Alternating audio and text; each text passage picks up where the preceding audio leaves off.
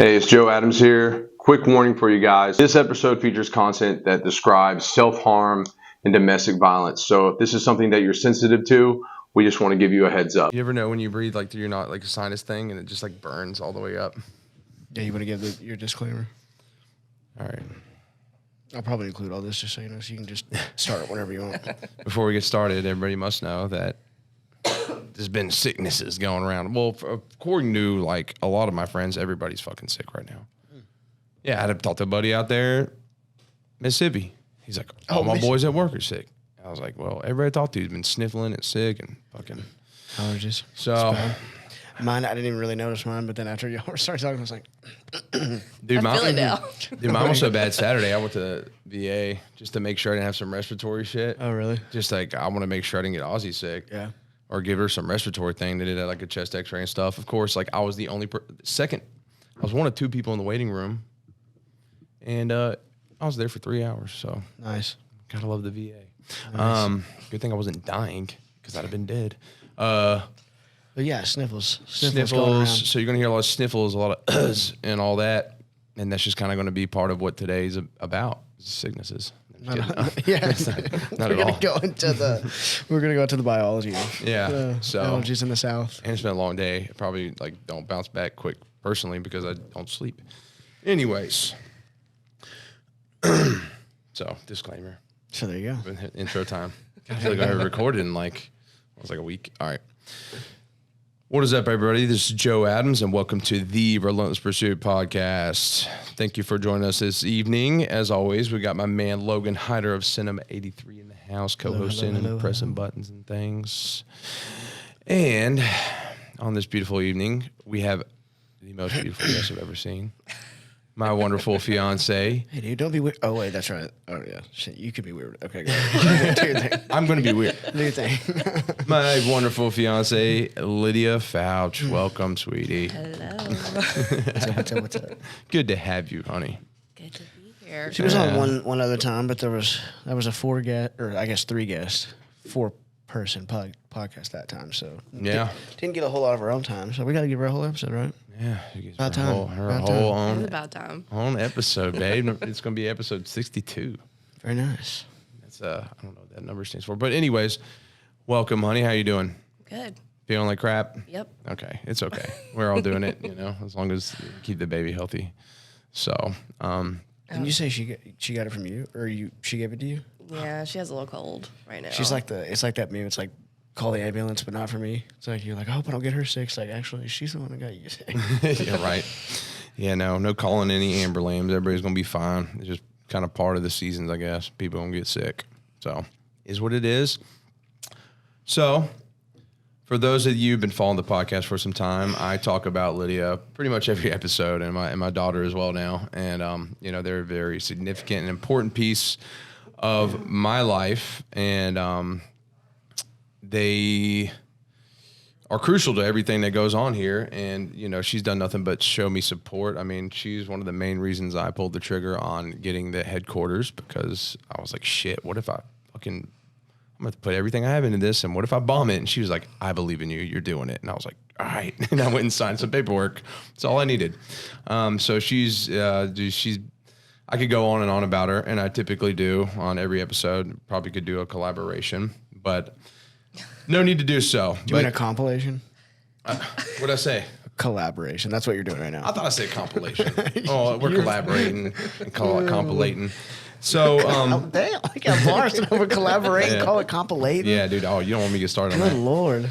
But and soon she'll be my wife here in November. 4 weeks. Yeah, November 4th. It's a month from today. A month from today, honey. That's crazy. Oh. That is insane. We're getting married out in the mountains. How's that feel? A month away? I'm so excited. I'm just ready for it to be here so I can be like, this is my husband. And yeah, because she's pretty much my wife, man. And it's just like, I don't know. It's natural. Get the ceremony over with? Get the ritual over with? Yeah, I mean, we're looking forward to it because it's going to be in Cades Cove, and it's going to be private. It's just her family and my family, and so there's not going to be a bunch of invites and stuff. And to each their own. Like, there's nothing wrong with that. I went to a beautiful wedding in California, but, it's going to be just special. It's going to be us. very intimate and just... Why'd you guys decide to do it that way? I don't like being in front of people. I don't like it. I don't want the center of attention. And I feel like the wedding's more about me and him. Yeah. Yeah. And I don't feel like paying for a lot of people to enjoy my day, honestly. I hear you. Yeah. I hear you. For me, it's hard to, my parents are paying for it, but for me, it's hard to even justify that because I don't care. I just want to marry him. I hear you. Yeah. I hear Yeah. you. And, you know, whether you have a big wedding or a little wedding, I mean, as long as you're happy, it's the right person. But, you know, and so we're doing that out in Cades Cove outside of Gatlinburg, and that'll be nice. And we got a cabin for the weekend, like 4 days or 5 days. And so we're just going to be chilling out in the mountains, dude, being all married and shit. Oh, yeah. Be What's great. the actual date? With the baby. With the baby. Yeah. We got one night. Like her mom's got the baby for one night. Yeah. And then So- she's going to be with you guys the rest of the Yeah. time? Yeah. That's But cool. she's That's so chill and easy. I mean, it's great. We're stoked. Yeah, that's awesome. Yeah. It's going to be perfect. So That is awesome. I'm only saying this because it's exact, but tomorrow is 1 year exactly until me and hers. Really? Yeah. nice. So 1 month away for you guys, 1 year away for us. I'm like, that's crazy to think about a month away because I'm like, oh my God. Wait, so y'all are getting November 4th next year? October 4th. So you guys are a month away. Tomorrow will be a year for us. Oh. Away. Yeah. Yeah. Yeah. But it's just I'm interesting. sick. I can't do that. You're good. It's just crazy thinking like we were just talking on the way up here, like damn, tomorrow is exactly a year, and then you guys were like, today is exactly a month. I'm like, oh my God, that's way closer than a year. Like, that's crazy. But it's cool because it's just there's no pressure or anything Yeah. like that, man. No, that's awesome. Yeah. That's awesome. I like the way you guys are doing that. That's interesting, but you're doing it because that's how you want to do it. And like we're doing an actual thing, but we're not like we're very much doing a lot of different things that are not like how you would normally do them because we're like, it doesn't matter. I don't care about that. I don't care about that. I don't care about that. Yeah. It's like, relatively speaking, we do have a small guest list, and it's because of that. It's like, I don't care if you're not, I'm like, I don't need 500 people. Like, I don't even No. know 500 people. Yeah. Like, Jesus. I mean, we're doing everything non-traditionally anyway, so Right. we might as well just keep it up. just do the thing. Yeah. I Different love it. beliefs, different you're having babies early, just all the stuff. love it. Man, no, I screw love it. We do our thing. So that being said, honey, do you want to elaborate on our backstory? Do you want to tell our backstory about us meeting? Let's see your version this time. Okay, so back in When was it? last year, it was like the beginning of February. I was in the mountains with my boy Kyle Pruitt, of whom I was just at his wedding in California. He just got married, and we were dabbling in some psilocybin. And I was, and Kyle got sick and went into the cabin, and then she had like heart reacted to a photo Oh, the mountains. of the mountains. Yeah. It's 21st century love story, baby. I love it. Yeah, heart reacted to a photo of the mountains on IG, so it's pretty intense stuff, pretty crazy story. And I don't know, I was just the fuck out. I'm sorry, you're so funny, bro. We're dabbling in a little psilocybin. She hits me with a heart emoji. It was some pretty serious stuff. I'm like, bro, you are ridiculous. I'm sorry, go ahead. I'm just leaning back by the fire. He's in there, and I'm like, well, I'm gonna have fun. I'm listening to metal music and stuff, just like chain smoking cigarettes. And I'm sitting back, and I'm like, oh, you're missing out on this. And she was like, oh, I guess so. And I don't know, it didn't go much further just because I was tripping balls. And next day, we picked up the conversation, started talking about more stuff, and it was very intentional. When she was just like, "Oh my God, like I'm so into you," and you're just, like, she was. No. You didn't say that? No. Okay, I heard something a lot. I remember I'm reading sure you something did. like that, like something about, "Oh, you're so sexy, dude! Like your muscles." That's how you And usually I tell was us it. I don't know. Yeah, she was like, "You're so jacked," and I was like, "Whoa, Chill. lay it on thick." But anyways, so long story short, no, we had very great intentional conversation, and yeah, ended up getting drinks on the February 10th. Yeah, and then we've been together ever since. Yep. I said, "Hey, woman, this is who I am. This is what I'm about. This is me. Take it or leave it." And she was like, "I'm all about it," and vice versa. And He said it in a lot nicer Yeah, of a yeah. way, Yeah, not as direct. In all seriousness, that is how he usually describes it. It was that first conversation was very intentional. So it would be interesting to hear your perspective on that because it kind of seems like again, from what he said, that you guys basically sat down and first conversation was like everything just. Yeah, we sat down at the goat, had some drinks, and we both just like laid it out. Put everything on the table, told him about my past. He told me what he was all about, and we were both at the end of it like, does that worry you? Does that scare you? And I was like, no, I'm cool with it. I mean, I'm very intrigued. Like, it's very interesting. I just honestly want to know more, and yeah, the rest is history. yeah. And then we were walking to my truck after we're leaving there, and I was like, "You're just gonna get in my truck? Like what I said?" Yeah, no, we were walking to his truck, He said I could be a serial killer or something. and he said, "Why do you trust me? Are you sure you trust me to like get in the truck?" I said, should I not? Yeah, like before you said that, I mean, I was good. I know. I know. And then he goes, well, I mean, no, I'm a good guy, but I am a stranger. And I said, should I just not? Should I not? Hey, listen, one more comment, buddy, and I don't know. No, but ironically, that is you trying to be nice. You're like, hey, just for the record, like, Well, and we were walking. I didn't know he drove the big black truck, and I just was walking. I said, "Oh, I bet that's yours, isn't it?" Thinking like a douche would drive that. And he goes, "Oh no, actually, it is my truck." And I was just, okay, really nice truck. And then I peck popped, and she was like, "Oh, okay, I'll get in." oh Yeah, Lord, that's exactly what happened. what a wild first date. No, it was so crazy. It was, yeah. And then he played like metal. Yeah, metal, I had like his candlelight metal. and like some little like subtle metal, you know, like a little slower No, metal. At least dip the toe in a little bit. on the way on the drive. Oh yeah, I was You're- showing her my music. And I was just like, this is not what I On the way there. Yeah. Golly, dude. Yeah, and I had like she got to my house and I had like I lit candles and I had like some slower metal playing, and then it was just like she looks around and there's like my altars in the living room and there's like skulls and like all these like sigils and like paintings and shit and like okay, scary this stuff faces and was stuff. in his house. Right. And it's just everywhere. Right. He saw it. Yeah, no, yeah. I've I seen it a know, lot. and I was just, what? But so like again, like just trying to ask curiosities, I guess, as you're saying. Like, so why were you so open to it? Why didn't you why didn't it freak you out? Like, is it just because of who you are, or like, I mean, it's not necessarily your belief system, even though obviously you're very open to it. So like, why was that your reaction? I guess Because I genuinely didn't know anything about it. I never met someone that did, they're either a believer or a non-believer. No one I've ever met is pagan and believes in these different gods and, is into all the dark things but doesn't see it as dark things. right. So I think that whole night I was just asking you a bunch of questions. It asked and, a lot of questions. What was that like for you? I thought it was cool. I mean, she gave a shit. I never experienced that like to that degree. Just true interest in wanting to know me and what I'm about on a deeper level. And there's also like that's not just the main part of me, but everything else, And I think she just, but she trusted me and she's able to like I was open, so she knew who I was outside, like besides that too. Like she kind of caught on to that, like who I was as a man, besides like the spiritual beliefs, right? And then I guess you trusted that as well. And yeah, and then she really hit me with it like that week. She was like, I want to watch all the Lord of the Rings movies. And I was like, I was like, All right, that's it. That's it. sold. And then basically we're here now. Yeah. It's like that was it. I was already looking up rings. I was Fast like, forward to right now, Yeah. essentially. yeah, It's so funny. So it was pretty cool. But I'm sorry, I kind of jumped in on you a little bit. Why you said you were explaining why you were so open to it. You said it was just kind of fascinating. You were just asking a lot of questions. Yeah, I don't even know if it was fascinating to me. I just didn't know.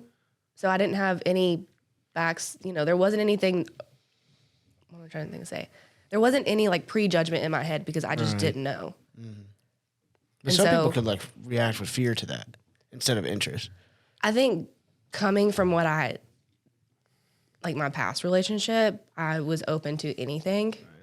And not that, nothing with him just scared me. I automatically felt safe. It was comforting. As intense as he tries to tell how our first date was, there was nothing intense about it. We just, everything flowed. It was easy. The conversation was easy. So me asking about what he believed in, and I mean, nothing really scared me. Yeah, that makes sense. Hell yeah. Beautiful. I will say years ago, whenever he was telling me about being pagan at first, that was the first thing that I said too. I was like, I don't really totally. For one thing, I do think it's fascinating because you're the only person that I know, like you said, that I've ever even heard of that's like this. But it's also interesting from like the way that people react to you, like I said, and then like knowing you. That's been interesting. But anyways, the main comment that I always said to him that I've stuck with to this day is like, at the end of the day, it seems to make you a pretty good person. So why do I care? Well, yeah, and he's, I think I said this last one. He's more devout in what he believes in than most Christians that I know. Mm-hmm. And to me, that is an attractive quality because he puts so much into that. Passion. Yeah. Yeah. Hell yeah, babe. Good stuff. And like at the end of the day, and what I loved about her is just that a lot of people have judgment, right? And like that lack of that, not being this judgmental person that like, that's typically fits that bill. And she was just open-hearted and open-minded for me. And like, that's all I really wanted was her acceptance, you know? And because at the end of the day, like where maybe I brought up this example talking to her last night. I was like, say you got like all these people over here, this group, right? They're all just bad people. But then you over here, you got these people, you got this person that's pagan, this person that's Christian, you got a person that's Muslim, or this person, they all have different beliefs, right? Now, say they don't know any of that about each other, and like morally and their values line up pretty similar. They're like, oh yeah, we're a team. And then one guy's like, well, I'm this, I'm that. And they're like, oh, fuck you. Right. And I was like, you know, and that's the problem is like people, they have to be right. They're so right that just because of that and like that title, that theirs is better than theirs, they want nothing to do with them. But really, if you eliminate that, we've got more in common than we think. And that really brings people together. So I think we're a good example of that, you know, and that's kind of like how we want to raise our daughter with that kind of heart. So it's pretty exciting. We've got a interesting journey ahead. It's been an amazing journey, you know, and, you know, I could go into that like into detail, but yeah, I mean, shoot, you know, freaking proposed 6 months later. After I met her, I mean, we were moving in like pretty quick, like within weeks. Yeah.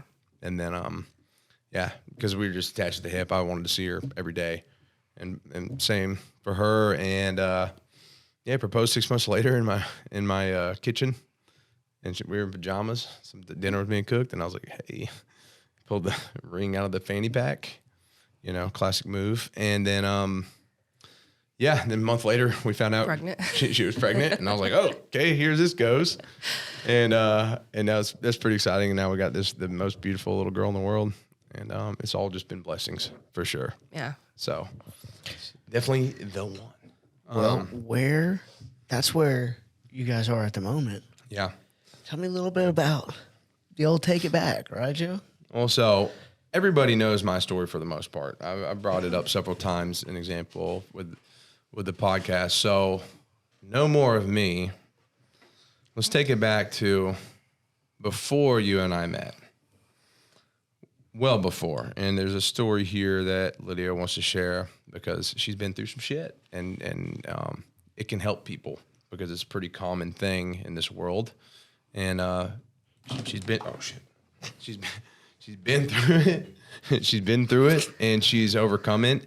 And she's better from it, and she's learned a lot, and I love who she's grown into from that situation. So, honey, let's rewind. How far back? Where are you from? Well, yeah. If you want, I mean, you don't have to go crazy with that part, but just kind of like a little bit of context with that. Yeah, if you want to elaborate on that a little bit, and then get into like, you know, that past relationship and whatnot. Yeah, from a small town, Smithville. It's like an hour from here. Mm-hmm.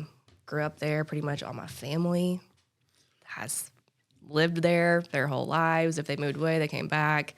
And it's beautiful. I think Smithville is a very beautiful place. It just is not a place for me. Went to college in Cookeville at Tennessee Tech. And I loved the college part, but I did not like going to class. So I loved the independence, but school was just not for me. Made it out somehow. Some way, somehow. Got a job right outside, or did real estate classes, like in-person classes, while I was finishing up my last semester of school and in Nashville. And met someone who's a super close friend still, and she texted me and was like, hey, I know you're about to graduate. I just feel like, you know, I need to stay in touch with you. I have a job opportunity. Like, do you want it? And it was in residential building, and that's all I've done since college. And I said, yeah, I'd love to. So that meant I moved to Nashville, and I worked in Murphysville, but lived in Nashville. So did all of that. And then finally, I was there for maybe a year, maybe a little less than a year. And the guy over everything, he was like, look, you've learned all you're going to learn. Wouldn't teach me, wouldn't do anything. So he said, you learned all you're going to learn. You're not really going to progress in the company. And that's kind of it. So I called my dad, and I was upset because I wanted to grow. I didn't just want to I felt like I was just a paper pusher, and I didn't want to be that. I wanted to be in the field. I wanted to learn. He said, you know what? Come back home, and I'm starting a company. You can run it, and like we'll do it together. I was like, okay, cool. He said, and I'll build you a house too. I mean, How could you say no? I was 23. Yeah. Yeah, how do you say no to that? I was Is like, that what you went to school for, real estate? No, I was in school for 5 years, and finally I walked into my advisor and I was like, look, I've been here for a long time. What can I graduate with? Right. And she said, well, look in, general studies. And I said, sold. I don't even care. She's like, okay. She's like, she just like went, this one. She's like, sure, whatever. She's like, you can send a little bit of everything. And I said, I know. That's why I'm done. Like, we're 5 years in and I'm done. Well, that's good. Were you like, were you pretty much done as soon as you picked that? Like, did you already hit the? Yeah, no, I was done. This was middle of my last semester. And so I was done by May. Wow. Yeah. That was a good decision, I guess. That worked out. Yeah, either that or just keep figuring it out. And I said, at this point, I am not going to figure it out. You were there just to get a degree. Yeah, I was there to get the paper. I did that. Couldn't tell you where that paper is because it just, That's good you did, though. That's awesome. I did it. Yeah. Ended up living back with my parents for a little bit when my house was getting built. And then it was like 2 weeks away from me moving in, and one of our contractors ended up burning it down. Burned it down? Not to the ground, but flooring was in, cabinets were about to be delivered. It was, 2 weeks away. And so we think, he set it on fire. Someone set it on fire. And yeah, so we had to gut it completely. So then that already takes to me, that takes the safety out of your home. Yeah. Because someone did that in my home. So then I'm back with my parents for another couple. I had everything packed up. I'm ready to go. And it was just devastating.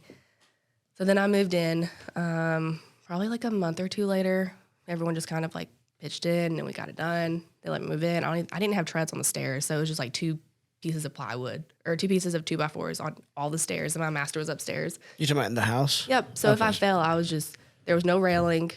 If I fell, I was just done for. But I moved in. That's how much I just wanted to move in and be in my house.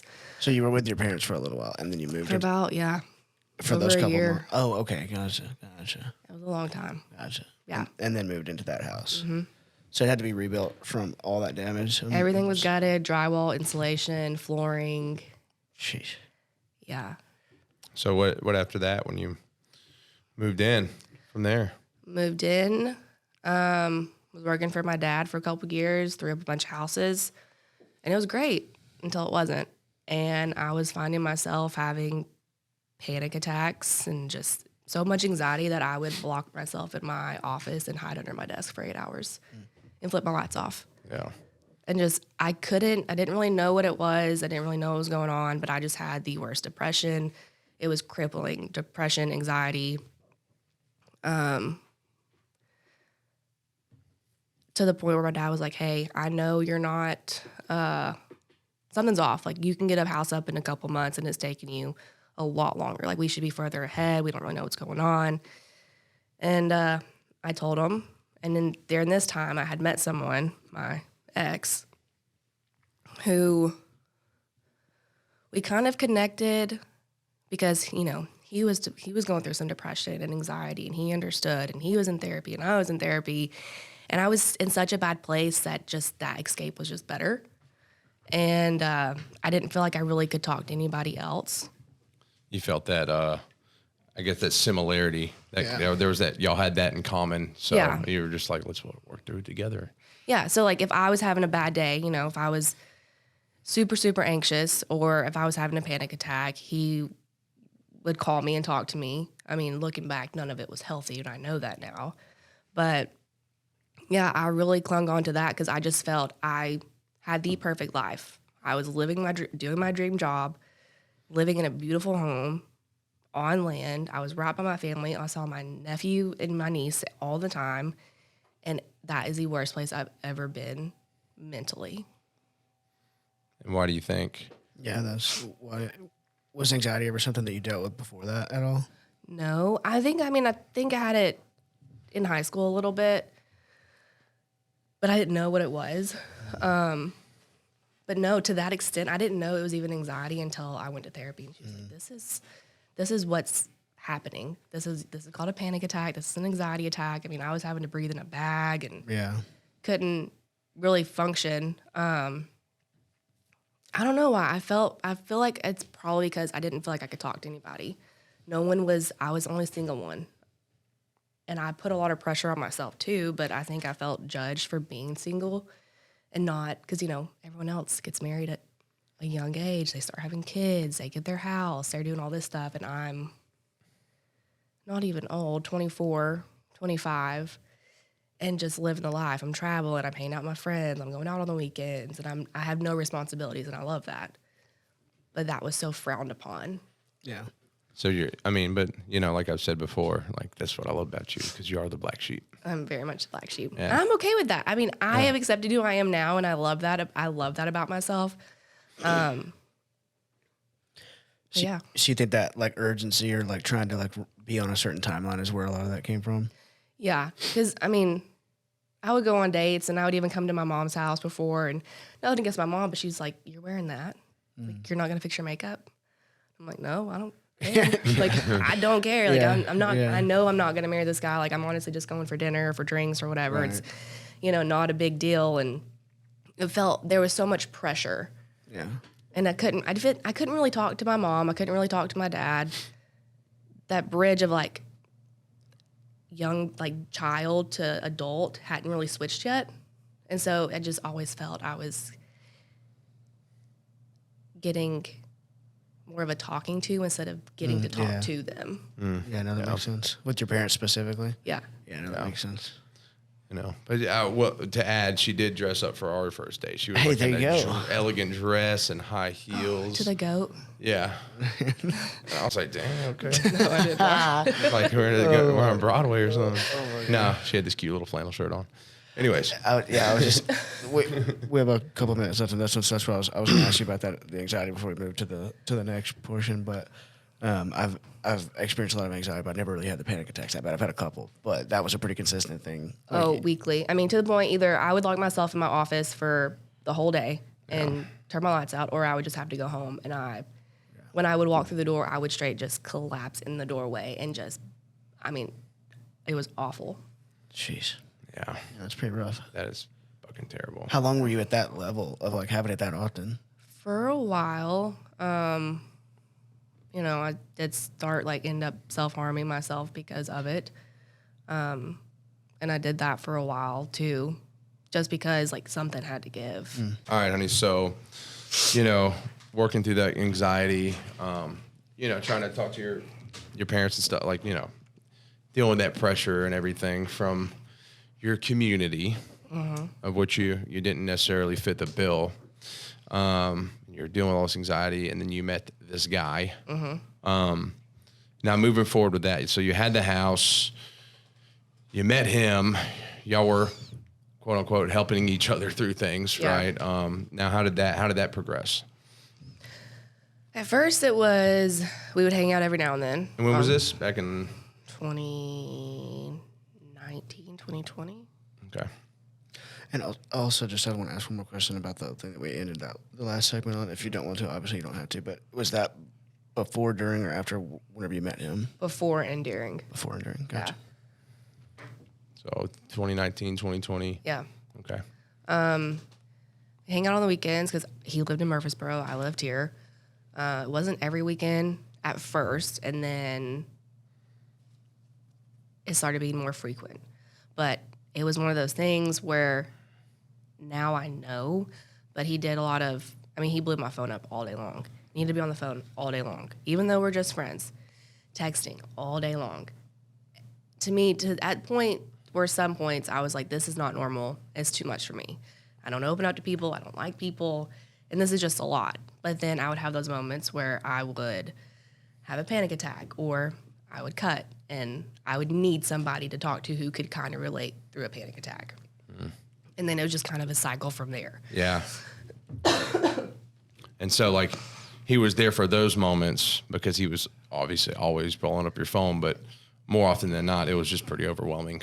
Yeah, it was. It would have been overwhelming for anybody, whether they were going through something or not. But he just happened to be the person calling me nonstop to be there. Yeah. Makes sense. Then it turned into coming up on the week, or I was going up here, coming up here on the weekends to I was coming up here throughout the week and we were hanging out, or it just started evolving. There was one point where we, took a little break. He started dating someone else and I just did my own thing for a little bit. So there weren't any like huge red flags up past until like after we took a break from hanging out and seeing each other. Okay. And then once he stopped seeing someone, we started hanging out again slowly. And it started the same thing. I was coming up on the weekends, or he came down a few times to Smithville, but I was coming up on the weekends, and then it turned out I was coming up again during the week. And at this point, I had 2 dogs, and it was a lot. Yeah. And then I don't really know what switched. We never really talked about having feelings for each other or be, anything more than just friends. And then one day I think it just got so bad. Everything just got so bad that it was just, like in the cartoon movies where like the witch or someone and the whole town's coming at them with like pitchforks and they just kind of feel cornered. Mm-hmm. I just felt so cornered and I ran. And in Smithville? In Smithville. And who did I run to? Right. Who was the person that happened to be? Door wide open. Yeah. I wasn't living with him or anything. I was up there a lot. And at this point, me and my dad had a talk, and he was like, hey, I think you need to take some time, not work here. You need a break. You need a mental break. And I was like, I agree. So your anxiety and stuff was basically making you like not able to work? Oh, yeah. I mean, I couldn't do nothing anything. Done. Yeah, no. And my dad noticed it. He noticed it a little bit, backtrack a little bit. But then my brother-in-law honestly was the one person who actually showed up at my door, and he said, hey, I know you're not yourself. I know something's wrong. Like, can we talk? And that's what I told him. I was like, hey, if I don't wake up tomorrow, I'm okay. I don't want to wake up tomorrow. So he took, my gun and everything, and I told him I was cutting, and he just checked in on me a lot. And, he'd come by sometimes when we would talk. He would just check in to say hi. Shout out to Seth. Good man. Yeah, he is. But also now it still sucks that he's the only one that did that. Yeah. Like my mom wasn't at my door. My dad wasn't at my door. My sister wasn't at my door. And at the end of the day, everybody knew something was up. They knew I wasn't and you're myself. right there, like up the road. And I don't know if they just wanted to, they're not oblivious. Yeah. But I don't know if they also just didn't know how to approach me, because they probably thought if they approached me, it was just going to be this big fight. I don't know, but I needed them really in those moments. I mean, I'm glad I had Seth, because he, it took him a while to give him my gun back, but anything sharp in my house, he took. Still didn't. If you're self-harming, it's not going to stop you from finding something. Yeah. Yeah. So I don't mean to harp on this. I'm just really trying to unpack the anxiety. Like that was because of that. Like you had that level of pressure from like your family and like that kind of thing. Like I'm just trying to. I don't know if I did feel pressure from them, but I think I put a lot of that pressure on myself unknowingly, because I felt like I needed to live up to their to their standards and their expectations of where I should be in my life, and I wasn't there. Yeah. To them, I'm sure they're probably like, Lydia, everything was fine, but in my head, everything was so distorted with the anxiety and the depression that I was just like, I'm a failure. They're so disappointed in me, and I put more pressure on myself, so the anxiety heightened because of it. So when you look at that now, do you think that maybe that was like not the case, like that pressure was more internal than external, or was? Yes. Gotcha. They didn't verbally, no one verbally ever said anything, but I also have always been so scared to just be who I am around them, because I am different, that I needed to fit, I needed to check their boxes. I needed to fit in their bubble, and that's pressure that I brought onto myself about that. It's because sometimes a lot of people build these like boxes or these big fences, right? And they're like, everything's perfect here. You're good. Just do this. Yeah. But when you like, see everyone else in your family checking those boxes Right. and fitting in those bubbles, you're like, why am I not doing that? Right. What is wrong with me? So I always thought something was wrong with me. Versus now you recognize this is just who you who Yeah. you are. It's just not necessarily Yeah. in those boxes. the truth is that you're an individual and you are who you are and you're not them. Right. And that's completely fine. And it's a beautiful thing. Yeah. Yeah. And so that pressure, at the end of the day, you recognize that now. You know what I'm saying? But at the time, you thought something was fucking wrong with you. Yeah. And I can, Makes a lot of I get sense. that, right? I've been Yeah. in that position in my last relationship. I thought something was wrong with me for the longest Right. time. Is why. It was But 4 really, years you were of just it. trying to square peg round hole. Like, I it was just trying to wasn't- like fit this bill, but like everything about me said, no, I'm not that. Right. But what the fuck am I? It was just this constant battle. Yeah. And so I totally get that, honey. And obviously, who you are now, and you're proud of that. But yeah, and as far as them like not coming to you, while it's obvious something's up. I mean, it's heartbreaking, and I think a lot of people, because they kind of follow a certain path, or it is like they're on their life's the way it is, that there's not much discomfort outside of that, right? Like it's kind of a comfortable way of living if you stay in that fence, right? And so like approaching you about self-harm and things like that are so foreign to them, it's like this uncomfortable thing that they'd much rather just avoid. Yeah. And I'm sure, I don't know if Seth told him, because I feel like maybe if he did, they would have talked to me about it. And I feel like I trust Seth. If I said, hey, don't tell mom and dad, he probably wouldn't. And maybe he just kept it, I know he told Kendra, but I think they just kept it between themselves and they just kind of kept tabs on me. I don't really know. So how did he find out about that part? He came to my house and he was just like, you're not yourself. I know you're not yourself. Something's wrong. He's like, I know something's wrong. And because at this point I wasn't going to see the kids and I'm obsessed with those kids. I wasn't going to see them. I didn't stop by. I wasn't really making it to family dinners because I would have panic attacks just at family dinners. I would have to go in the bathroom and I would have a panic attack in my own home that I grew up in. Yeah, that's wild. I was about to say that's so. Yeah. Well, move forward, and like in that time frame, obviously, like you had some friends that, best friends at the time and stuff that totally bailed on you. No, not yet. Oh, not yet. Okay. So, Yeah. Okay, so moving forward, you were kind of starting to date him then. Yeah, we were officially exclusive. I was exclusive. I'm pretty sure he was dating other people at the time. And once that came like official, it just got bad, and it got bad fast. I mean, there was one night the police got called because neighbors heard us, and Y'all just like fighting, like arguing back and forth, or what? yeah, he was drunk at the bar, and he got mad that I said something, and so I just walked off and I left, and I started packing my stuff, and I was like, I'm leaving, like we're done. And I don't even think he could stand up straight, but he drove from where he was at back to the apartment on 2 wheels. I mean, I don't know how he didn't wreck. Ran up the stairs, grabbing me, and there was neighbors downstairs sitting on their patio, and they call. I know they're the ones that called, and that's fine. It saved me a lot of trouble. And of course, it was typical. Once we separated, they let me get my stuff, they let me get my dog, and I left. And he was texting me saying, oh, the cop said that they blamed, they did all this is your fault because you're wearing shorts. And What? he was wearing shorts and a long sleeve shirt. And for those of you who don't know, like she's pretty modest, so like yeah. It's kind of weird. And like, this is your fault. And just, I mean, completely, Gaslighting? yes.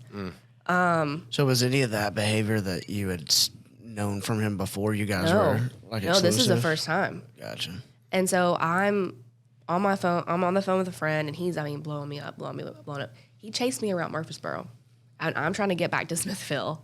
And finally, I pull over in the Walmart parking lot. And I was like, what? Can you please stop calling me? Like, what? And for whatever reason, just like not have to hear it anymore, I go back like an idiot. And it was awful. The next day, he woke up and he was like, you didn't make me breakfast to apologize for what you did. Jesus. And every time you go for a walk, I think that you're going to, to take the dog, like, I think you're just going to get in your car and go. And I'm like, well, that's a great idea, actually. Yeah. And it was just, horrible. Well, then things get a little better, of course. And I don't really remember the time frame in between, like, that incident and then when we got married. But I remember him, he met my parents, and immediately my dad did not like him, which is fair and valid. He actually went to dinner at my mom's birthday. My dad was out of town, and he held a knife under the table to me. What? Why? Because Seth was sitting across from him. Where's that? Longhorns? Wasn't it Longhorns? No, it was somewhere. I know we almost went to this restaurant in Biloxi, remember? Or not Biloxi, but in Mississippi. No, Longhorns was from a different thing. Oh, okay. Yeah. So, like, because he didn't want you to say anything to him? He was just mad. He had drank all day. He was an alcoholic. So, like, I'm trying to explain crazy, basically. Yeah. Yeah, like, what? Yeah, Like, he what was the an fuck is alcoholic, he? and Seth was, they played at Tech for a semester together. My ex was on the football team for, like, a semester. And Seth was like, hey, man, I think I remember you from Tech. And he was like, no, you don't. And he was like, didn't you play at Tech? And Seth was just trying to have conversation with him to the point where Seth just starts, like, stone cold looking at him like, okay, you're not, like, something's not right. Yeah. And the whole time he had a knife under the table held at me. What a fucking psycho. And he was cussing me out. My mom's sitting right here, so my mom heard absolutely everything. And I'm just sitting there, honestly ignoring him, just eating him, trying to eat my food to the point where I'm so anxious, I can't even eat. So I go to the bathroom, I call my friend, and I'm like, I don't know what to do. She's like, y'all just need to leave. So I end up leaving. I was like, you gonna come back for cake? Like, just trying to be nice, I think, for me. And it got so bad that I pulled over on the side of the road and I kicked him out of my car. And we were probably still 20, 30 minutes from my house. Rightfully so. Yeah, 100%. I wish another car would have hit him, but that's besides the point. Yeah. Yeah. And so then somehow Seth gets back. My dad's home now because he was like coming back into town. That's why he missed it. Or maybe he was sick. I don't remember. Anyways, Seth gets back into town and tells my dad what happened. And my Seth is like, no, he's walking on the street. Like, we passed him. He's like on the highway. I know exactly where he is, actually. I just passed him. So my dad and Seth go and they get, they find him. My dad was like, you leave her alone. Like, don't come back. Good. Like, this is it. This is done. Like, you stay out of Smithville. And he's calling me, your dad has a bolo out for me. And I was like, What is a bolo? Be on the lookout with the police. And I said, dude, just go home. Just go home. Like, stop talking to me. Just go home. Yeah. And so we didn't talk for a couple days. It was like a couple weeks, actually. And then he was having people reach out to me claiming random numbers I didn't know, claiming that they were his doctors. He's now has a team together to help with his mental health. And so I was going to say, I know this is, but like, what was his deal? Like, was he mentally ill? Was he like? I think he's just a psycho. Just like, okay, yeah. I think he's a narcissist, for sure. And I just think narcissists don't like to lose control, and he was losing control. And so he was doing everything he could to get back in control. Wasn't he in military or something? He was National Guard. Or National Reserves. Reserves? Yeah, he was a line cook, from what I've been told. Yeah, PTSD But from yeah, that. no, he would tell stories as if, any military movie you've seen, Like he was in Black Hawk Down type thing? he would tell those stories. As if he was there? Yeah. Yes. No. He's like, I pulled up on the shores of Normandy, and the Germans were firing at me. And it's Okay, like, not that far. It's like, wait, oh my God, and you're immortal? That's crazy. Look how young you look. Yeah, that's in all seriousness, though, that's super disgusting. Yeah, and he claimed that he was the tallest sniper in America. And you What? Oh, yeah. Stop. Oh yeah, you No, Google he's got to be nuts for real. He like is. actually, like He is. is there any diagnosis like at all for him that you know of? And I mean, that's maybe why, by now because court, but that's what I was asking. Is like legitimately, is the guy like schizophrenic or something? Like, is there like something multiple personality. multiple personality? I'm sure. Like, there's got to be something going on. I mean, I don't know. I've not seen like. I mean, a all textbook that, but- narcissist would do shit like that. Yeah. I guess. Yeah. And Yeah. you That's think, crazy. You think like, oh, this guy's a narcissist. You think it's not that big a deal, but like an actual narcissist. But if you Google it, you know, Those he's things. retired military. If you Google tallest sniper in America, and I was like, your name doesn't pop up. Well, because I'm a sniper. I was Oh like, but you're my not God. active duty. like they blacklisted his name or something, like, come stop Yeah. it. So I mean, redacted his name. Come on. He's killed too many to be Yeah, known. yeah. they got to strip all his records from the internet, dude. They can't let them. It's too dangerous. They can't let the enemy know. Like like John none Wick. of it sounded right anytime he would say it because it was the same stories all the time. He said just he's a John little Wick. different. Did you say John Wick? He said he's John Wick. Yeah, he's like a tall John Wick. Jesus. Shot a guy from 5 miles away. Dude, you never believe it, bro. Yeah, I don't. Well, anyways, besides his decorated military background, Literal stolen valor, other than that. yeah. Fucking hell. so, you know, I think it is important context. I mean, the dude's like And legit. I didn't know any of this until I was talking to his dad after the big thing that happened, and we were going to, I think the domestic violence center, and I was like, I know he has PTSD from the military, and his dad goes, Lydia, he never left stateside. He was a line cook in the reserves in Gallatin. Oh, my. Like that's what he did for a short period of time, and I was like, you are. and nothing wrong with that for the record. No, but of course. No, own but it. this- Yeah, exactly. yeah, and don't lie and say that you are something that you're absolutely not. It's like it would be like you're working on the equipment team in the NFL, and you're like, "Yeah, I caught 3 touchdowns this weekend." Yeah. Like, did you? And you're like just taking the stats from a guy who actually played. And you're like, "Oh, for real?" And you look it up. It's like, yeah, they can't. I don't know how you'd explain that part, but you know what I'm saying? It's like, no, it's cool that you're an equipment guy, but like, don't say you scored 3 touchdowns when you don't Yeah. play on the fucking And team. honestly, Like, I don't know if he was an actual line cook. That just might be what they said too, because he never cooked. Yeah. I don't know. Yeah. I don't know. that is a wild. So he thought they had a bolo out on him, right? yeah. Yeah. So then he had random people texting me with random numbers saying that he was, yeah. he's on the team. There are doctors on his team to help with his mental health, and they really need my side of what happened in the story. Playing it all nice. He's just like, Lydia, please help me. And so I didn't talk to a lot of them. Ended up talking to one lady. Found out he paid her to call me and talk to me. Was it just like a random person? Was it an actual doctor or something? No, it wasn't an actual doctor. Okay. But she even said, she was like, run, don't stay. Like, don't stay. And I said, yeah, I'm not going to. And I don't know, for whatever reason, started talking again. I think I had another panic attack because I was about to try to find a new job. And started talking again. And I was like, look, I said, we can meet and we can talk. And that's it. And that was just a downward spiral to everything that happened. So within that time frame, I would say probably within a month, we were going to the courthouse, getting married. And when we walked in, he said, we're not doing vows or anything. This is business transaction only. And my heart just like when something's wrong Yeah. and you shouldn't do it. That was my whole body. I couldn't even get words out. I was shaking so bad. Did it anyways. And then he needed to be on my bank account. Immediately. And put on my bank account. And then all the money gone. He made a lot more than me. He was a real estate agent. He made so much more than me. And I don't know where anything went.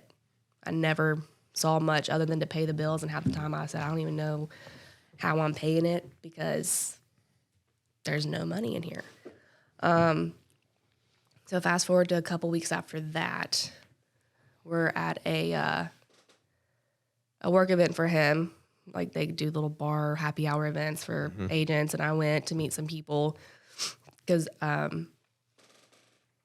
had thought about I've always wanted to get into real estate, but I was heavily, I wanted to meet people to get good, different mentors and things like that because he was around like really important people. And we're at the bar. Of course, he drank the whole way up there, and he's never laid a hand on me, never hit me, never did anything. And we're there, and this girl's there that liked him at one point. And I didn't have any problem with her. I was like, because from me, what I heard is that she liked him. He didn't like her. Well, I don't know how many drinks in, they're holding hands at the bar in front of me. No. And I just go and I said, I think it's time to go. And we go in the car. And some friends, he had a son, and some friends were watching his son. And so I was like, it's time to go. We need to go, pick them up. And on the way back, I was like, look, because I didn't know how I was going to go. I said, I'm not going to fight. I'm not mad. I'm hurt. But why were you holding hands with this girl? I mean, they were all over each other holding hands.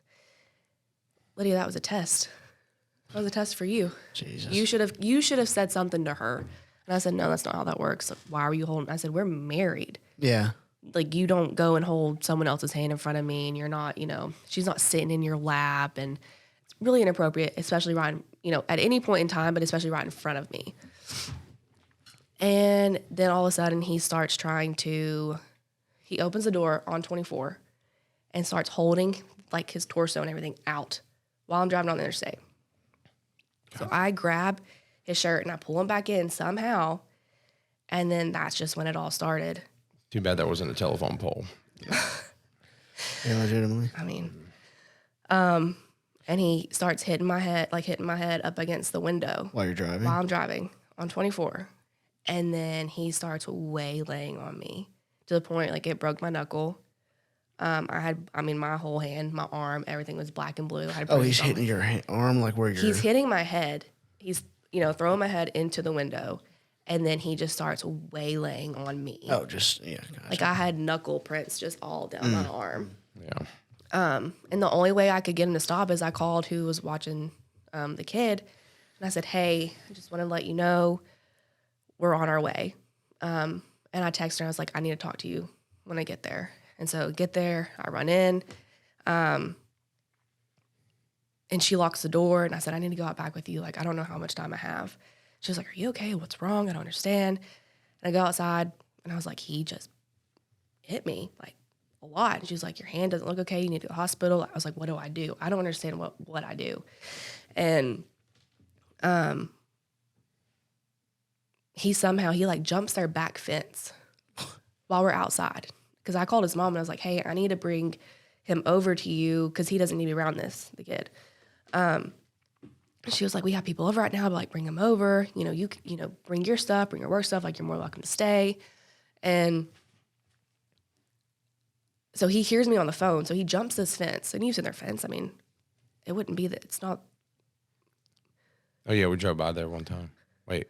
You're saying like Alicia. What? Alicia. Oh, yeah. Alicia. Yeah, he jumped that fence. Yeah. It's like is it tall? Yeah, it's decent size. Yeah. So while you're talking to her, he does this? Because we're out back. And he comes in. You can tell something's just not right. And we get in the car, and then as soon as we get there in the car and I get out of the neighborhood, he starts doing it again with the kid in the car. Wow. And I'm just like, buddy, I'm so sorry. Like, I'm so sorry. Please close your eyes. And, I mean, what do you do? And so when we get there, he walks inside. I grab the keys to the other vehicle. And I was like, hey, grab your stuff. We're going to go. And he gets in the car, buckles up. I'm going to grab her backpack. They're going to take you to school tomorrow. And he doesn't even know what's happening till all of a sudden I'm getting, like, thrown out of my car into the other car. And I'm just like, look, I'll be back. I promise you, I'll be back. I'm not going to leave. I just need to take him somewhere, and then me and you can finish this. And so he said, you promise? And I was like, yeah, you got to play the game. Yeah. And What does that sound? Probably Joe thumping his Yeah. butt. I'm a tapper. Oh, wait. I know Sure, I know you're like locked in right now, but I'm trying to like, I'm sorry. Go ahead. You're good. Shit, my bad. It's okay. I was trying to let you do your thing over there, but I was I like, saw you looking like, what is bro, that? I was like, bro, just. Oops. Go to his mom's house, and she's like, well, how did you get these bruises on your hand? And I was like, your son did that. Well, they had guests over. She was like, hey, go upstairs and just, like, try to calm down. I'm gonna bring you some ice. She put him to bed, and then she comes upstairs, and I said, he's blowing my phone up. I don't know what to do. And so sometimes I would answer it and I'd just end up hanging up to the point where she came upstairs and she grabbed it and she said, I can hear you yelling at her downstairs in another room. Oh, and then, you know, I had him on speaker and I was like, I don't have you on speaker. Sometimes I did. So when his mom came back up there so he could hear her or she could hear him. Well, then he shows up. He just walks into his mom's house and goes straight upstairs. And at this point, he had taken something. I don't know what he took, but you can just tell, like, he's on some kind of drug. And he's, highly intoxicated. And he comes upstairs and he, like, grabs me again. And I was like, look, if you just stop. And this is at your parent? This is at his parents' house. To the point, they didn't even know I left with him because they were so invested in, you know, it wasn't really their I felt like it wasn't really their problem. Yeah, so fuck that. Yeah, I would have been like, yo, everybody get the fuck out. I mean, if my son walked into the door, had done that to somebody, he's getting his ass stomped. Yeah, like, how did he even get upstairs? And fucking shitty people, man. His dad's probably, what, 5'9", 5'10", and he's 6'7". Wait, My ex is 6'7". his dad's 5'9"? 5'9", 5'10". We were kind of like the same height. He wasn't much taller than me. I might have been taller than him. Jesus. And I'm like 5'8", 5'9". Yeah. Because I think his mom's like 5'10". So did they see him come in? Like, they saw him come in and they talked to him. They just had, like, you know, don't make much racket kind of conversation. And he marched right upstairs to me. And I was like, we're not going to do this here. Like, let's just leave. And we leave. I'm curious before you get to that part. Mm-hmm. Wow, shit, man. It's actually a bad time to get in, to bring that up. Because I wondered, like, you know, we talked about people in your lives not being there, you know, or bailing on you. Was this during that time or after that? This was after. Okay. Well, no. This is not, it hadn't happened. Well, it was during that time. Okay. So, yeah. We can elaborate on that after Yeah. after you finish this, yeah. Okay. Where was I? You were talking about how he went up there and went to the bedroom. He went to the room. Yeah, so we ended up leaving. And we get in the house. And honestly, I don't remember what happened a lot. I just remember running upstairs, literally running up the stairs. And he grabbed me, and I'm holding on to the handrail so hard it ripped it out of the wall. And he didn't hit me anymore that night, other than just like grabbing me and throwing me. And because then after that, I got thrown on the bed and thrown into this and, you know, thrown in several places. Threw you into like a washing machine or something like that? Like That was the next time. Oh, okay. Shit. You're getting ahead of the so, story. and you were saying, It's all a blur to me. I just want to reiterate this too. You said that he had never been physical with you to this point. Like, there were obviously issues, but he had never been. There was signs of like, okay, something isn't right. There were flags. There were warning signs. Absolutely. But he had never physically. It's just like, how do you go from there to there so quick? Like, it's like. He showed his colors too quick. Yeah. And so that next day, I mean, I'm black and blue. I'm bruised up. And of course, when he wakes up, it was my fault. It was your fault? Yep. I caused it. He was like, you need to get dinner. Did he even remember anything? Like, what was his basis for even saying that? I should have stepped in and, you know, not let him hold hands with a girl. So he was remembering the last thing that he remembered, which was fucking hours before all the other stuff even happened. I mean, I wasn't allowed to leave my house for weeks until all the bruises healed. And this happened in September going into October. So it's like still kind of warmer, and I was in like sweaters and pants and. This is 2021, right? Yeah. Yeah, 21 because we met 22 last year. 21. Yeah. So the way that he sold that was basically like, if you go out, then somebody's gonna think that this was my fault type thing. Yeah, we can't have Fucking can't crazy. have people That's thinking. It's so wild that somebody can even like twist it in that way. You know, like, It's so common though. I know it's nuts. It's just insane to like. Yeah. I mean, think about the fucking mental gymnastics that takes to like to even and play no, that have argument. no, like there was no, you know, I'm sorry. There was remorse. None. No, it was my fault. I should not have let them hold hands at the bar. So did you mention, or like, did you say to him, hey, by the way, buddy, you don't remember doing this, but this is what happened? I mean, I think he gathered with the bruises, and, you know, then it was, I promise I won't drink anymore. I'll do better. Yeah, but that So it was took, like- that took a couple days. That wasn't Gotcha. as soon as he woke up. He wasn't remorseful at all. You know, And he didn't drink for a while. And when he didn't drink, it was good. His mind was clear. And things were good. But So he had like a really severe issue with like alcohol turned him. I mean, not obviously he was a piece of shit anyways, but I'm saying like that really made him completely switch up or flip a switch. I mean, when you drink from the moment you wake up until you're like that, yeah. Fuck. Yeah. I did end up having, but it got bad. They probably took a week to get better because everything was still my fault, to the point where I was having therapy sessions in my car, and he was walking around, like Around the car. walking around like, because we lived in townhouses in like a neighborhood. He was walking around like townhouses and like trying to hear what what I was talking to my therapist about in the car. But I wasn't able. didn't feel safe enough to have therapy in my own home because he would be listening. Yeah. And I told her, I said, this is what happened. And I said, I'm promising you. I wish you'd be like, Lydia, they do it once, they're going to do it again. And in my head, I know they do it once, they're going to do it again. Yeah. But I told her, I said, if it happens again, I said, he's promised me it's not going to, but if it happens again, I said, I'm done and I'm out. He's already instilled that fear, though.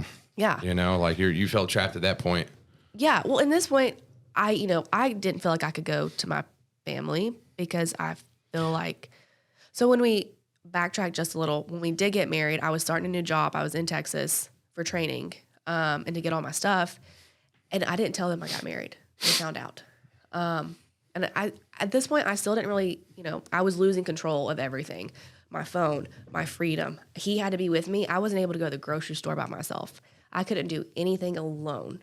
Even when I was working, he would come in and he would have to sit in my office with me because he was afraid I was going to say something or call somebody. So I didn't have any freedom in my own home to call who I wanted, text who I wanted. He was constantly grabbing my phone and checking in.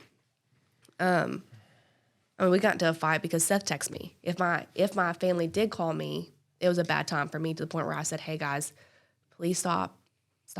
And sometimes they were reaching out to him, be like, hey, thinking about you, haven't seen you in a while. Because Seth did try.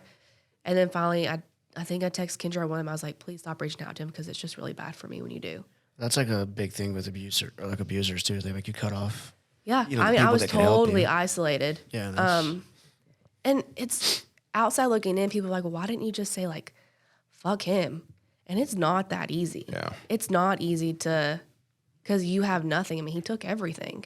Well, one thing I did want to put in and ask you about is, so at this point, we've gone from like, you had some pretty severe anxiety at work that you couldn't really talk to your family about. Mm-hmm. But like, this has graduated up to like some that was a severe issue already, but this is like even in another universe from that, and you still felt like you couldn't go to them. So like, that seems to be like a common theme. Yeah, it know? is. Well, yeah, because it was just even more uncomfortable. And you're like, well, they weren't there for me through. Well, and when, these things, they so found now- out, I know I hurt them and all that time and getting married without telling them and all of No, you can't. I mean, but yeah. But so in my head, because I know I hurt them, like I know I hurt my mom, I know I hurt my dad, and then, I was moving out of the house into Murfreesboro. I didn't tell anybody, kind of left it a wreck, but I didn't have an option because he was there, and he gave me an hour to get everything loaded up in the U-Haul, pretty much by myself. And the moment that time limit ran out, he was breaking things. I mean, jumping on, breaking it, slamming it in the floor. He left dents to the point where I just had to leave it. Any shirt that I had, any clothes that he didn't like, he ripped it all in front of me. Ripped them, spit on them, did whatever. So, I had to leave it like it was. Yeah. And the whole drive back from Smithville to Murfreesboro, I'm like looking out the window, just bawling, thinking, what did I just do? Because I knew I'd messed up. And this was pre that first night. And I'm already thinking, like, this is not good. So he did that whenever he moved you out of your parents' house? Out of my house in Smithville. Oh, out of your house Yeah. in Smithville? Gotcha. Yeah. And then my dad did try to call a few times. And one time my dad did call, and my dad was just like, hey, I need you to tell me, like, what's up? Like, you're not talking to me. Well, he grabs the phone. He was like, I don't know where he got this from, because I think I said I bought things from my house. But he told my dad that I told him that I paid half of the house and that my dad needed to give us that money. And my dad's like, that's not true. And I said, I never said, I'm in the car and I'm like, I never said that. Because my dad's like, Lydia, that's not true. And I said, I never said that. Oh, don't you start, because your dad's on the phone. And I'm just like, I can't win. Yeah. So that just sucked. and we're like recently married and this is how it's going. And I mean, my dad's like, we need to get your stuff out. And that's when all of it happened. And then probably, I would say, so we got married in, I think, August.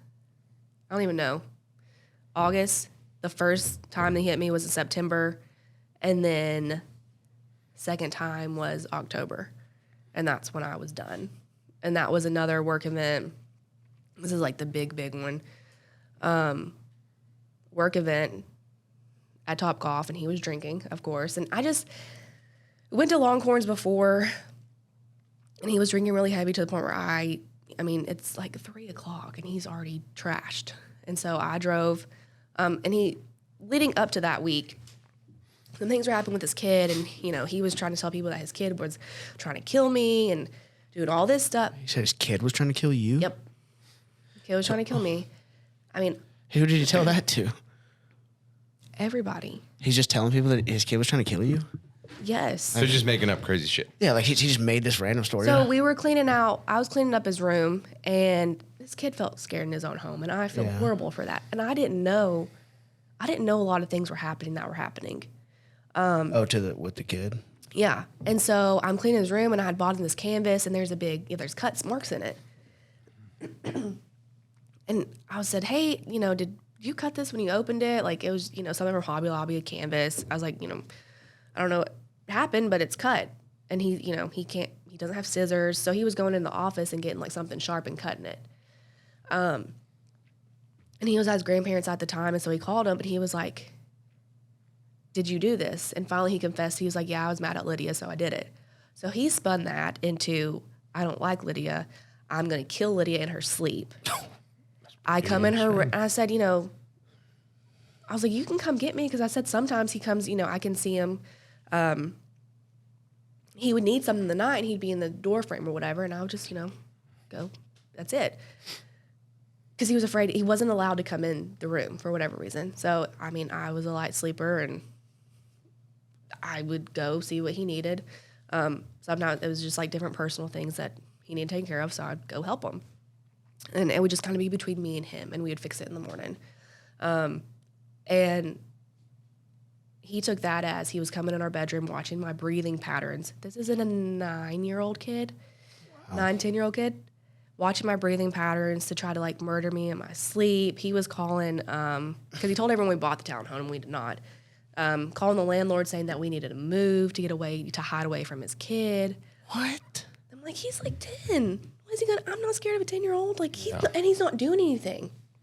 So leading up to the week, we pick him up from his grandparents, and this is when I knew it was just gonna get really bad. He was screaming at his kid so hard that he told him, he said, if you lay a hand on my wife, I will bury you 6 feet under and not think twice about it.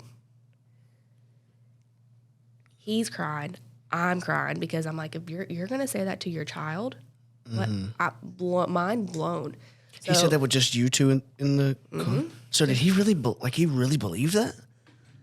Yeah, he believed he was the tallest sniper in America. He believes anything that he says. Okay. Like, I'm not trying to sound stupid. It's just like, I didn't know if he's just making this up and No, I knowingly think- lying. yeah, I or think if the guy just- He believes He any really- yes, anything he says. He's got to be like paranoid schizophrenic or something. Who knows? But I mean, it does. You know, I'm just saying, like, that's just crazy behavior. Crazy behavior. So he didn't want to live with him anymore. I don't blame him. Yeah. So his grandparents or his mom and dad. So his mom's parents or his mom and dad. His mom and dad, for some reason, didn't. Or I think the kid chose his mom's grandparents, and they're amazing people. You know, his mom was calling. Well, he snapped on his mom and said, you know, I'm your son, not him. You should be taking my side. I mean, to the point where his mom wasn't speaking to him anymore during that week. Well, then he calls his mom's phone again. His dad answers. He's like, son, you're not going to talk to your mom like that, and I'm not going to let you talk to your mom like that. And he's like, again, I'm your son. Like, why are you not taking my side? You're taking this 8, 9-year-old, 10-year-old kid's side. He said, yeah, because he's a kid, and we have to advocate for him. Like, we need to do what's best for him. He's like, what about what's best for me? And his dad's like, you're grown. What are we even talking about Figure right it now? out. Like, you're grown. And then, you say they're amazing people, but personally, like, if they're going to enable him that one night. No. I said The kid's mom's Oh, the parents. kid. Okay, good. Yeah, Kid's no, mom's his, parents. not his parents. God, no. I'm about to say trash. Yeah. And like my heart just broke for him. He's a kid, and it's just not a fair Yeah. life at all. He didn't ask for this. He just honestly wanted to be loved so hard by his dad, and his dad rejected him in every single way. Yeah, and look for excuses to blame him, like trying to kill you instead of just to separate himself more. Yeah. So honestly, he made the best decision going to living with the grandparents, and I think Smart kid. I think it was a God thing, just of what transpired throughout the rest of that week, because that was probably like on a Sunday. got him away. Yeah. Because I don't know what would have happened to him, honestly. I was on like a Sunday or Monday. Then Tuesday, he made me go to the school with him. It was like, hey, my kid tried to kill my wife. The school didn't ask 2 questions. We need to get all his paperwork. He's not going to be a student here. School just signs papers, hands it off, didn't ask any questions. But he tried. Yeah. Didn't, there's all these signs and they didn't do anything, which I was just like mind blown. And I'm just standing there and he's like, making me shake my head, yes. And I'm just standing there like not doing anything. Yeah. Then Thursday, he goes to a work meeting, which who knows if it was actually a work meeting. And he was like, I'm not going to drink. I don't know. Wednesday, he goes to a work meeting. He said, I'm not going to drink. He comes home trashed. So next day, I was like, hey, you said you weren't going to drink anymore. You've made it so many weeks. And that was a fight because he was like, oh, so now I'm alcoholic. And I was like, well, yeah, you can't handle your alcohol and things just don't get good and you've had a hard week. Well, then Thursday, we're going to this work event. And I'd already taken off Friday because I was going to go get my dog because he almost killed my golden retriever. So I had to get rid of him. And of course, I told my family, because my mom got him for me for my birthday. My mom's like, what's up? And I was like, the kid's just really allergic. And Mom, I love you and I love the gift, but like I got to do what's best for my family. What do I say? Yeah, that he beat the shit out of him, and it's not fair to the dog either. Yeah. I mean, Cooper is in heaven right now. It was a good thing. It was a God thing for Cooper too, because he's on a farm and he has a little boy, and they're going to grow up together. And I'm very thankful for the family that took him. Yeah. So I'd already planned on taking off Friday. Well, Thursday we go to Longhorns. He's trashed. We go to Topgolf to this event. And I'm not drinking because anyone that's kind of gone through it, that feeling. And I was like, it's not going to be, I need to be 100% sober because it's not going to be a good night. I know I don't know what's going to entail, but I just have a feeling something's going to happen tonight. Like way early on you felt that way that day? Or that night? At Longhorns, Longhorns, because I wasn't drinking. So he was whispering in my ear, you stupid bitch, you're embarrassing me. How dare you act like this? I can't believe you're not, drinking and you're not talking to anybody. And I'm like, look, I don't know anyone here. I don't have to say anything. I'm just here to show face, honestly. Yeah. Well, then he continued to drink and continued to drink and continued to drink. I didn't think anything. Everything was was okay. We were leaving, and we started pulling into the neighborhood. It's around 9 o'clock, because I remember that was the first time I looked at the clock. It was 9 o'clock, and he starts unbuttoning his shirt. He's in like a button-up. I was like, what are you doing? And he takes a deep breath, and he like switches a song to something. I don't even remember what it was. And he says, you stay here. I'm going to go get my gun, and we're going to go kill my parents. What? And I said, this is not a we thing. This is a you problem. You're drunk. You need to go inside and just go to bed. And we can talk about this tomorrow. Oh, because he was upset with them about the kid thing. Yeah. Oh, fuck. And he said, no. He said, so you're against me now? And the look that people have when the flip switches, I mean, there was just nothing. It was honestly like black, looking into just like black. And I said, no, I'm not against you, but you're drunk and we just need to go to bed. Well, I'm trying to unlock the door, and he's like shoving me into the front door. And our neighbor has cameras. He's like shoving me into the front door, and I was like, can you please? And as soon as he started pushing me in the door, I knew what my night was about to be like. So I was like, can you please just wait till we get inside? Like, don't, kids are sleeping. They have school tomorrow. Like, can we just wait?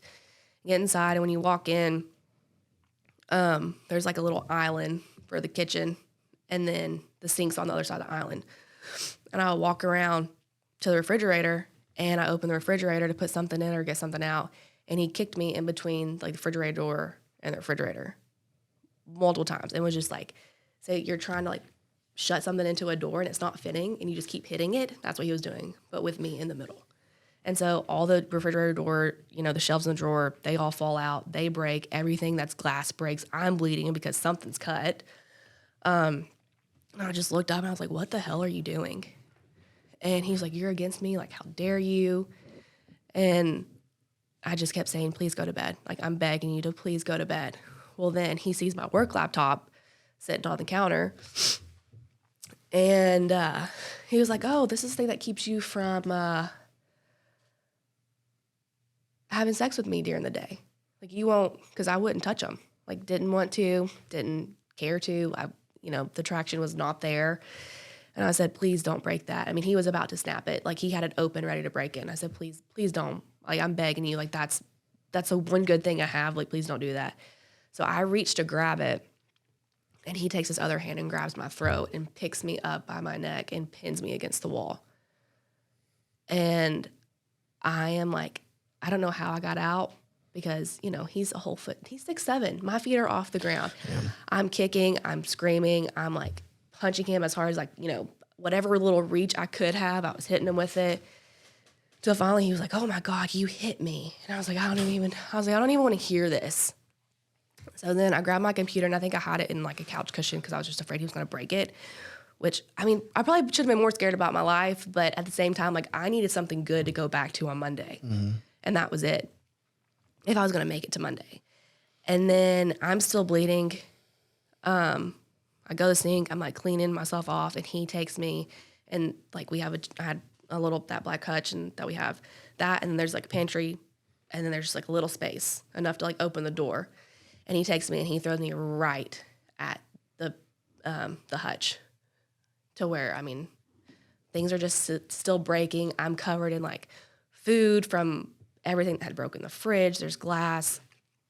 And at that point, I just said, I'm done. I was sitting there and I was like, I'm done. I'm like, get the fuck out. I am done. Like, don't fucking come near me. Don't touch me. And I said, you just threw me. He said, I tossed you. Get over it. I said, no, you threw me. You threw me into something. Like, you are trying to hurt me. I said, get out. And I said, you need to get out and I'm going to bed. And I just left it at that because I didn't want to like instigate it anymore. I stayed calm the whole time. And I go upstairs to get ready for bed, and I have the sink on because I'm like washing the blood and stuff off. And he comes in and he like pops it to the point where like it kind of popped back up. So I thought he like broke the faucet. And I was like, what are you doing?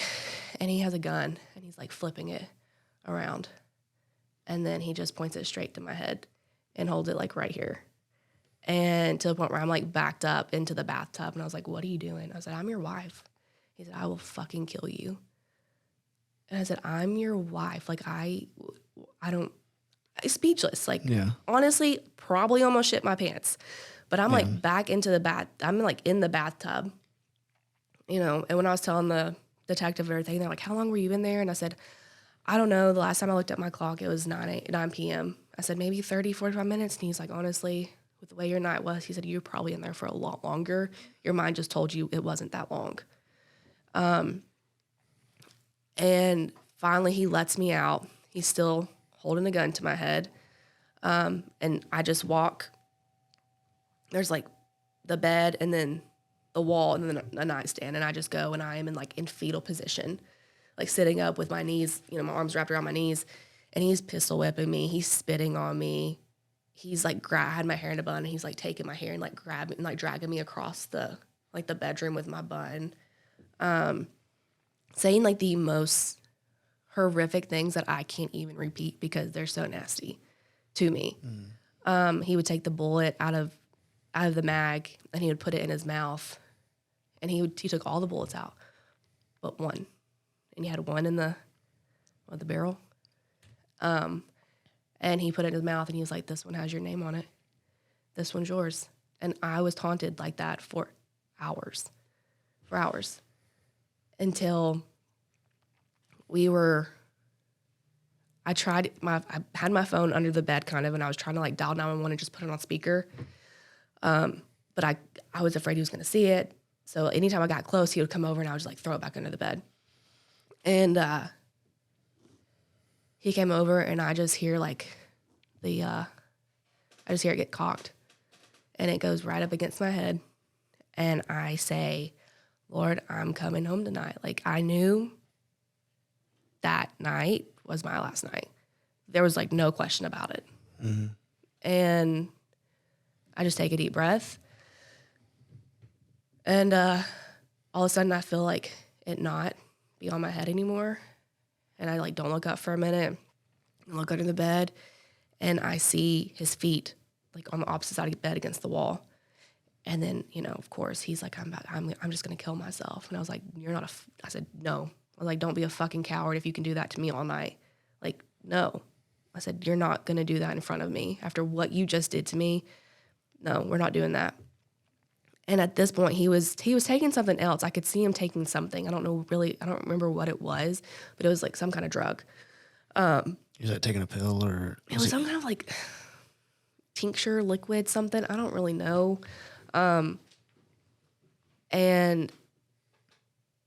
he just stands up and he goes, I'm just going to go to bed. And that was it. And he just went straight to bed and fell asleep after all that. And so can't believe you should have shot him in the fucking. I wish he would have taken care of himself. Yeah, I mean, rid himself of this fucking. Yeah, you world. did him a service by not being like, yeah, please. Well, because he was he was threatening. We have neighbors, and every time he like tried to, You were in the moment too, though. It was like, Yeah, we can't put ourselves there, you know. Well, how fair is it to me No, yeah. You have to to go through that and then watch you kill And yourself? when is someone to kill himself? Yeah. Yeah, that's not fair. Regardless, because it's hard. I'm gonna be messed up forever because of that. You know? Yeah. And then that there's didn't even occur to me. no one has an answer for it, you know. So. Yeah. So It's the next day, I had a meeting, and I could not go to that meeting, and then I was gonna go pick up my dog, and I called his mom, and I was like, it got bad, like he needs help. Like I don't think I had processed the severity of it until she's like, hey, you need to go to the police department, and like we need to file a report. And I said, I want you to know the only reason I got what I got that night was because I wouldn't let him go kill you, pretty much. And because he had keys to their house, he could get in, and what'd she say about that? she was like, I'm just so sorry. I don't know why you want to kill me. And I said, no normal person wants to go kill their mom and dad. Parents, yeah. Like, no. Went to the police department, and, that was early. That was probably like 10 a.m. And, they had medics come in and look at me like, well, I can tell your knuckle's broken from the way it's healing. My hand was still bruised. From the first thing? Yep. It was like going away, but you could still see it. And this is all like you said, this is like about a month after you guys were married at that point, you said? Something like that? Yeah, we were probably not even married a full 3 months before I filed. And he got, and he was in jail. And even then they took on the papers and he was like, what? She wants to leave me? Like why does she want to leave me? So he didn't remember, did he remember any of it? I 100% think he remembers it because the next day I got up, I got ready, and I left.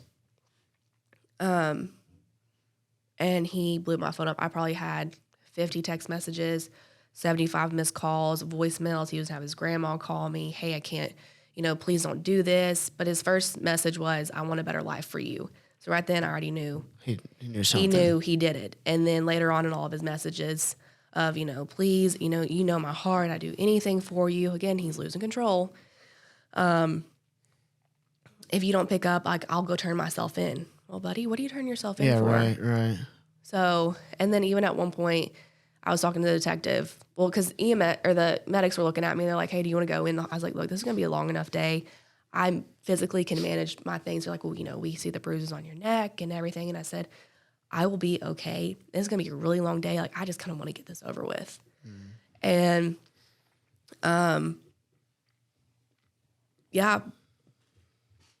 did all the whole reporting, and I was even on the phone. The detective was like coaching me what to say, and I was like, why did you do what you did last night? Are you trying to get a confession out of him? Yeah. And he like said it without saying it, so it wasn't like they couldn't be like, oh no, he said he did, beat the shit out of you, kind of thing. And then after that, I went to the domestic violence center, got, reports filed, and I couldn't go home until they found him. So while he was doing this, he was calling me. He was drinking.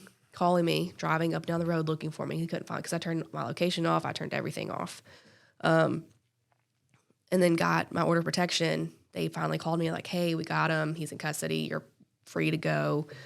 They're like, we need to go investigate the house first and like confiscate all the weapons and guns, anything like that. So they did that. And then I got to go, and they're like, you just need to get really far away for a little bit. Because they told me he was only going to be in there for like 12 hours. So I was like, I only have 12 hours to get away from this guy. And he ended up being there for like a month. And then... He was in jail? Mm-hmm. Because I don't think anyone was like willing to bail him out right away because they wanted him to get help.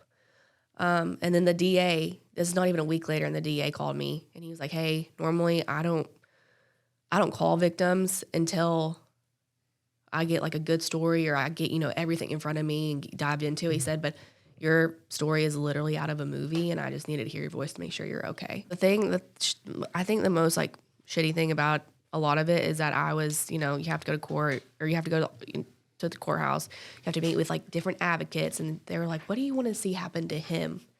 And I was like, what do you mean? Well, what kind of rehabilitation do you want him to have? And I said, what about me? Like, this, I don't care what happens to him. Like, do not care. Will never care. I do not care what happens to him. What about me? And she's like, well, there's really not a lot of stuff, outside, but what can we help him with? Like, what different programs? And my dad was just boiling. I've come up with all kinds of great rehabilitation programs for him. Yeah. I've imagined, I've got like fucking 100 flowing through my head right now. Oh, so we got some one-day programs. We can make it quick. We can make it long. We can, there's probably about a lifelong, grueling process. Internal, external work that we would have to be doing. You know what I mean? A little psychological work, a little physical work. No, but so this is all while you're trying, like you're going through the court case for it. That all this is happening. Well, this is, probably not even a month later, and they're asking me all these questions because I think I had to go to court a week and a half after it all happened. So was he criminally charged with anything? Yeah, he's a felon now. Okay, gotcha. Oh, you did mention that earlier. And she getting, there was, I don't know if you always play a bit, like she could have gone to court to get more going, I think, but yeah. So in the midst of because we had a trial date set, because you go back and forth. It's hard to be a victim in the scenario of domestic violence because it is so hard for you. You have to be perfect the whole time during trial, or during before even trial. And of course, the defendant and the defense attorney is doing whatever they can to push it back because they want you to forget. They want things to get muddy. They want different witnesses to not remember the exact story how they first told it, and to get anybody caught up. Yeah, you got to love a good defense attorney for a fucking psycho. You got to love those guys. Yeah, and so, his first attorney was like, "Hey, man, you just need to plead guilty to whatever she wants because you are in the wrong." Well, that's what they should all. That's. But really he didn't like that say, answer, so he found someone else, and this guy pushed it back probably a year. You got this grimy little dude just sitting here like, oh, they're doing their job. I understand that, but true. But also, why are you a defense attorney? You could be a prosecutor. You could be you chose to be a defense attorney. Justice thing system fun. Yeah. But I get you have to have a defense attorney, but my point is if you choose to be a defense attorney, you're going to be representing people that are guilty sometimes. Yeah.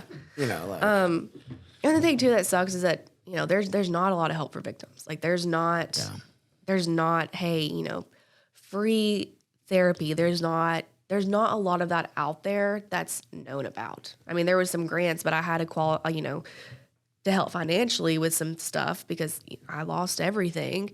And it was well, you need all these receipts for your therapy appointments, and you need there was so many so much red things, tape. yes, that I had to do. And I was honestly, it's just not even worth it. So I understand why women stay because it's just easier.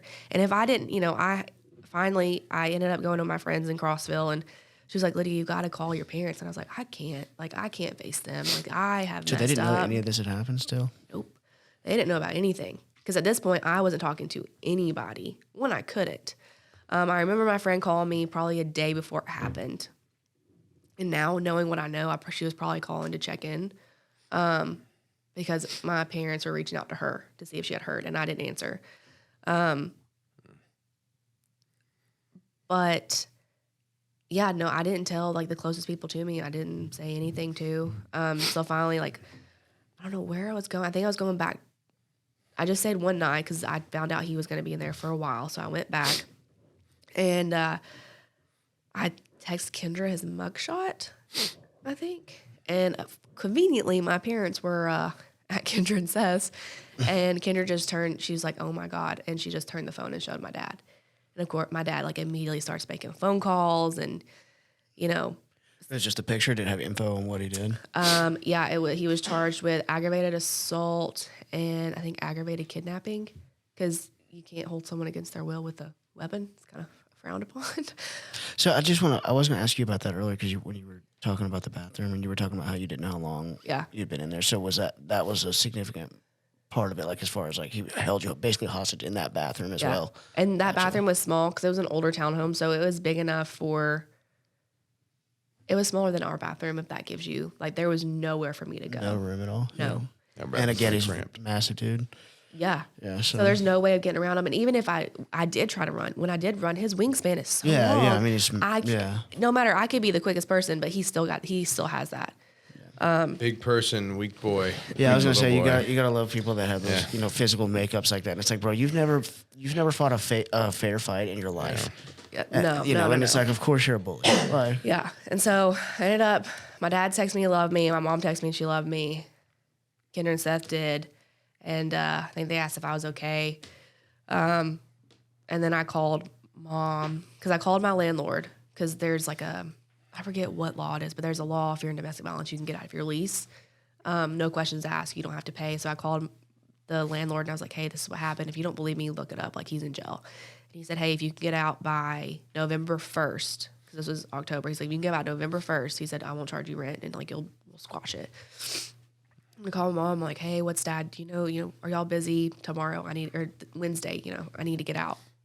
Because this was Monday afternoon. And she said, I know you have to call your dad. And I called him. I said, hey, Dad, are you busy Wednesday? He said, what do you need? And I said, I need to move. I need to come home. And he said, you can stay as long as you need. And he was there first thing Wednesday morning with 2 guys, moved me out. My mom brought lunch over for everybody. And at this point, I don't eat when I'm super anxious and nervous. Like, you've seen that. I feel And I I can't. It kills your appetite. So I haven't eaten for a hot minute. My friend came up. Her sister saw it on Mobile Patrol, and she called me. She said, hey, I'm leaving work and I'm coming to take you to eat because I know you haven't eaten. And I haven't talked to her. I haven't told her anything. And, she just came. She has a little boy at home, and she was like, I'm coming up after work. Like, no, like, you're not telling me no, like, I'm coming. Yeah. And then she knows I don't eat when I'm nervous. And then another friend, she's like, hey, I'm going to come up and help you pack on, I think Courtney came on like Monday or maybe Tuesday. Maybe Bird came up Monday. Courtney came up Tuesday. And Courtney just stayed with me. She helped me pack. She helped me sell my car. Like, just people out of nowhere just were like there. Yeah. And neither one really asked a lot of questions. They were just, if you want to talk about it, we can talk about it. But like, let's just kind of keep your mind distracted. So I moved home. And it was a Wednesday, and I just remember because Mom got like a bunch of food, so we had like plenty of leftovers to eat on. It was like Blue Coast or something, so they did the catering thing. And I'm just sitting there like trying to eat, like shaking, and all of a sudden like I just drop everything in the floor and I just start like bawling. And Mom's coming around like in the kitchen, and she just like sets everything down and she comes give me a hug. She's like, I love you.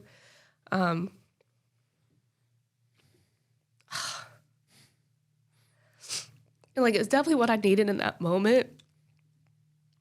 And I don't think my mom like knows how like much that moment like meant. And then I had therapy because I called Christina immediately. And I had therapy, and we were talking about it, and I was crying, and I don't cry hardly ever. And I was crying in therapy, and all of a sudden I was just sitting there, and she was talking, and I was like, you know what? I was like, fuck him. I said, he doesn't win. Mm-hmm. He doesn't get to win. I am at rock bottom. I am at 0. This is like my chance to completely start fresh. with everything, like new relationship with my family, with my friends. Like, this is my chance to just completely start fresh and just like, fuck him. I'm not a victim. I survived. I'm a survivor and I win. And like, that's why we did that shirt last year. Was it, Purple shirt. Yeah. Purple shirt. What was it? I fought. I win, I rise or something. Shit, I forget. I don't know either. I don't know. I know what you're talking about. I came up with it and I can't remember. I know what you're talking about, though. I remember the purple shirt. Yeah, I think it says, I win, I rise, I conquer. You were just tired of feeling like he had control over you. Yeah, You were just like, I'm not gonna let. You made that decision there. You're Yeah, just like, and ever fuck since that. then, I think it was hard. Don't get me wrong. I was back on medication, for anxiety and sleep. I couldn't sleep because I would have nightmares of just him and that night and reliving it. And yeah, so finally it got to the point where I was on too much medication. So I just cold turkey quit it and I was fine. But yeah, I just felt like my life completely started over that day. Yeah. So was that moment with your mom kind of like your, like maybe like the ending of that chapter where you just kind of had like an emotional release about all of that, and then from there moving forward you were like in a different mindset about it? I don't know. I've never even gotten emotional like talking about that part before. But Yeah. I think I just really needed. I don't need people ever, but just I needed needed my mom so much right there. Yeah. And it wasn't like Lydia, like she didn't hold anything over me. I think she was just glad that like I was okay. Yes, right. That it was over. Yeah, or like I was home. I was home. Like I was with her. I was home. Yeah. Like she knew I was safe. Yeah. Well, yeah, I mean, that got me shit. Of course, I don't like to see you in tears, so that's always going to get me. But I'm curious because, you're going to get people that listen to this that have faced certain situations or are currently facing them. Yeah. So that being said, you've gone through some shit, but I look at our life now and it's beautiful, and like I can promise everyone in the world that like, I'll protect you forever. And that's my oath. And you're safe. And so that being said, like your life's completely changed in the other direction. And, so just a couple things. How have you recovered from this? And what have you learned from from this whole thing? Because there's, obviously there's a lot to take. There's, amidst this darkness and that chaos, right? And I'll talk about it all the time. Like every situation, there's positive to take away from, as fucked up as it can be. Yeah. I think the one I'm thankful that I was in therapy prior to this happening because I had already grown so much mentally because of it, and I was a lot stronger mentally because I was in therapy and I was constantly working on myself.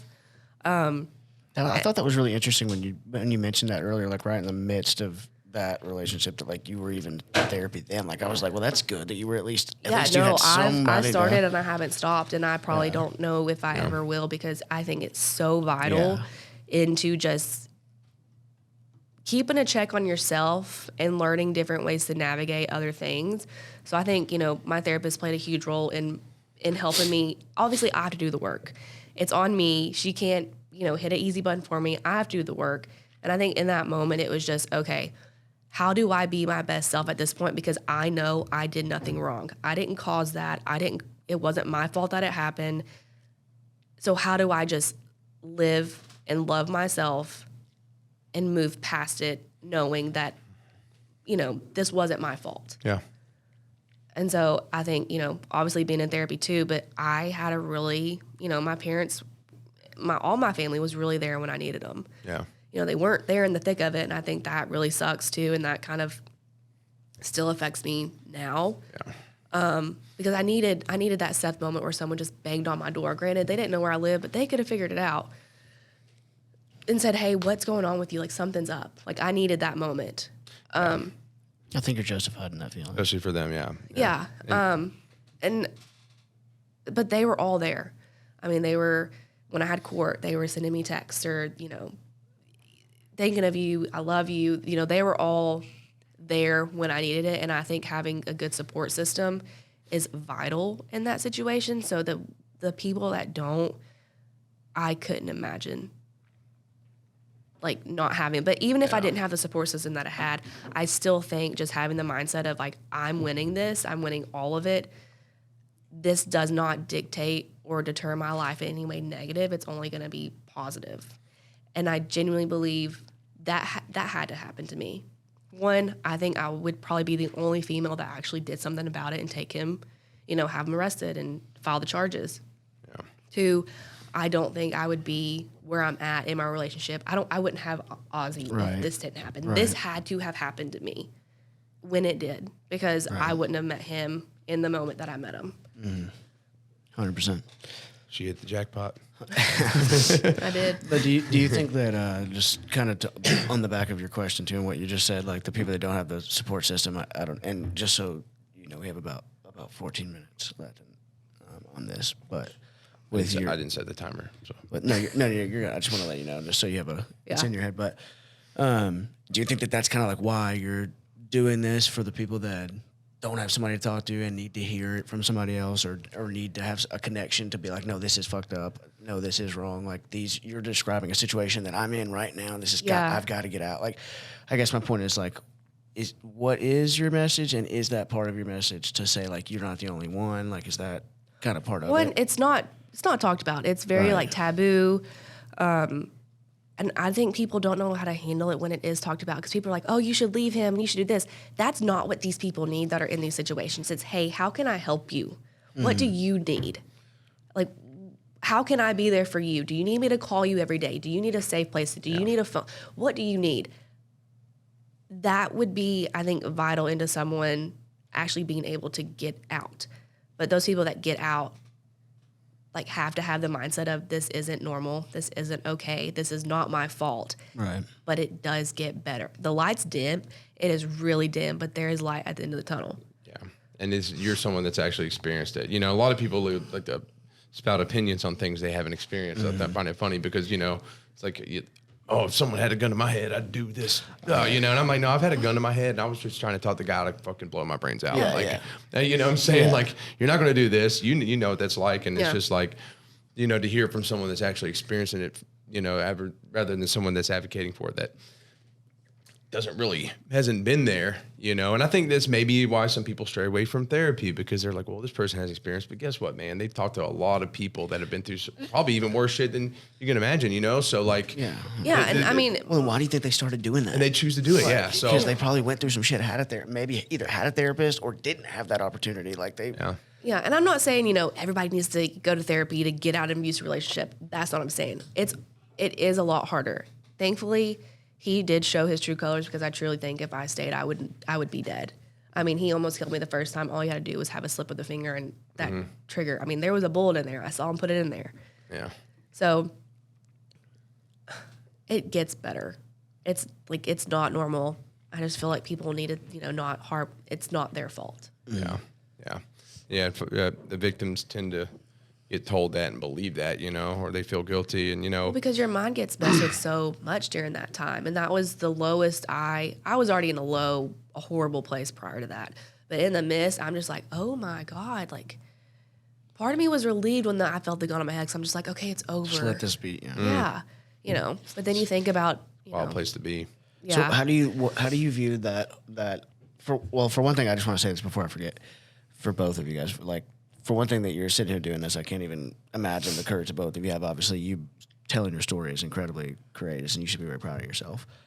I think that not only that, but you telling your story, and also like the family that you guys have started, and the fact that you guys are married, and that you found somebody who is genuinely the opposite of that, and like those kind of things are things that I would presume at certain points you think isn't going to happen. And so you've made that happen in a pretty good time, and now you're here in pretty good time talking about it, whereas a lot of people sometimes maybe would sit on it for 10, 15, 20 years before they have the courage to speak about it. And that's no, like, knock on them. I'm just saying that you should be very proud that you're doing this. And just from this is just me talking, but from my perspective, I feel like it's awesome that we're talking about something that happened relatively recently, and you're able to be here right now, and like, You know, it's like him saying that you're safe. It's like, that's awesome that you've worked yourself to a place of being safe, having a family, being able to talk to it, to advocate for other people in such a short amount of time. I think you should be really proud of those things. Yeah. So, I mean, it was hard, but also, what was I going to say? I lost my thought. Shit. Damn it, Logan. No, I'm just kidding. but No, it was that's something after he appreciated. had That's I think you said. guys should be. I just think you should be really proud of it. And again, the fact that you're, here talking about it today, it's just. Yeah, I mean, I was going to say. It doesn't, like, I think a lot of women, too, and probably men, think it damages them or it makes them lesser than because of it. And I'm just like, it's, you said it before, like, if you don't have bruises. right. Hey, yeah, I don't trust anybody that doesn't have scars, Yeah, And I think it's part of your story, and I own it. I'm not embarrassed about it. I'm not ashamed of it. It was a very pivotal moment in my life, and all of that had to happen to make me who I am today with you and with, my family that I have now. Yeah, I mean, and not to bring up my past, but I was told, and I talk about that, the scars thing, and in my past relationship, it was like, I talk about my past and be like, well, that's your problem or that's your fault. It sounds like stupid decisions. It was like demeaning me for my journey, but then like now I look at my journey as it's just this beautiful tornado, that's just fucking going and going. And it's just like, oh, that is part of who I am, and I couldn't be more proud of who I am today. And it's just like, you shouldn't feel guilty for the shit you've been through. Yeah. And you own it, and you just like, hey, this is a part of me. And you show compassion to those shadows, right? And, I was just thinking about, I lost my train of thought, but it was something you just said. God dang it, babe. Dang it. You're talking about women think that it makes them less than, or that Oh, yeah. Well, I did want to say, too, and like you, to tack on what you said about, like, people thinking they're stuck in that situation, or like, because they'll be told like moving forward, like even escaping that, they're like, I'm not good enough for nobody or anything, and like that mindset's there. But I'd say we got a pretty fucking damn perfect relationship. Oh, yeah. And like people could say y'all are in the honeymoon stage, man. The rest of our life's going to be the fucking honeymoon stage. I don't think it's a stage. It's just like that's our relationship, because of the things we've been through and we've learned, and we've applied that to our relationship. So regardless, if you're feeling hopeless, like, there's people that are fucking quality out there. Yeah. That'll make it all worth it. And we found that in each other, And I know what like real love is. That was never love at all, not for a second. So I know what love is. I know what it feels like to be loved, and it just makes me appreciate you for loving me. Makes me appreciate you more for loving me the way that you do. Hell yeah. And I do want to say there's one more thing. Did you forget? You got anything to say? No, there's that one thing I was trying to get to. And I just freaking forgot. Real quick. No, do it. No, do it. If you got it. I do If you want to got say, it, go. too, so I was posing an interesting question today. This is what it was. I was getting at the barbershop, and my boy, I was talking about, you telling your podcast and your story. He's like, man, so how do you deal with that? Like, knowing that guy's out and about, and like, That's a great question. what actually. you're So definitely something I'm curious. what she's been through, I'm like, wait, you said where? Just slide the piece of paper across the table. Yeah, Show yeah. me How much real time we quick. got left for this one? So, and he's like, how do you deal with that, Joe? Like, I know somebody that's kind of been, a friend that's been through something like that, and like, and I'm like, dude, trust me, man.